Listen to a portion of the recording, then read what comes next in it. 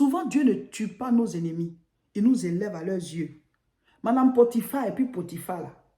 Quand Madame Potiphar a menti sur Joseph, Potiphar lui-même, il connaît sa femme, non? Quand tu es avec quelqu'un là, tu sais un peu de quoi elle est capable. Donc, il connaît sa femme.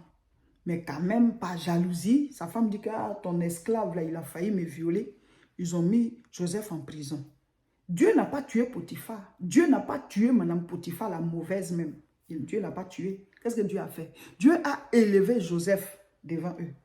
Donc, ce n'est pas toujours que Dieu tue ton ennemi. Il le laisse vivre et puis il t'élève à ses yeux. L'ennemi, là, il est en vie puis il voit ta gloire. Dieu, il dit à moi la vengeance. Dieu, il sait faire par il fait ta vengeance là bien. Et puis toi-même, tu dis yes, c'est comme ça. Souvent, on veut se venger pour rien.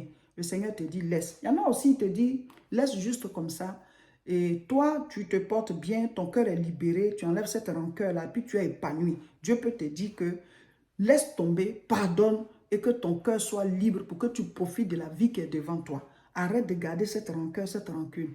Dieu a plusieurs manières de nous délivrer. Dieu a plusieurs manières de nous défendre. Dieu a plusieurs manières de nous protéger. Il faut juste que tu sois quelqu'un qui est connecté à lui pour que tu comprennes que pour telle situation, voilà comment il va agir. Et c'est pour ça qu'on dit connaître Dieu pour faire des exploits. Les exploits, il y en a des petits, il y en a des grands. Il y a des exploits personnels, exploits des familles, exploits des nations, ainsi de suite. Donc le Seigneur, dans ce jeûne-là, va beaucoup nous parler, mais provoquons la révélation de Dieu. Sois quelqu'un qui provoque la révélation de Dieu. Quelqu'un qui va vers, quelqu'un qui veut que Dieu lui parle, comme Moïse, qui s'est levé, et puis comme ça, il est parti lui-même à la montagne d'Horeb, et arrivé là-bas, Dieu s'est révélé à lui. Ce n'est pas quand il était au village, ce n'est pas quand il était au bas de la montagne, c'est arrivé en haut de la montagne que Dieu s'est révélé. Donc Dieu, on doit le chercher. Il dit, je me laisse trouver par celui qui me cherche. Mes frères, mes sœurs, pour moi, notre vie, notre passage sur la terre doit être une recherche permanente de la face de Dieu.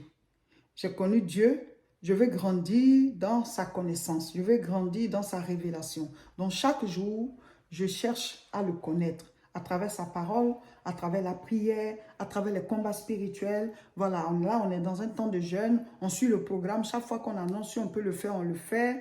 Mais si rien ne nous empêche de le faire, il faut le faire, voilà. Et puis voilà, ça dit, je dois chaque fois chercher Dieu pour que jusqu'à ce que je quitte la terre un jour, que je sois à un niveau vraiment de communion profonde avec le Seigneur.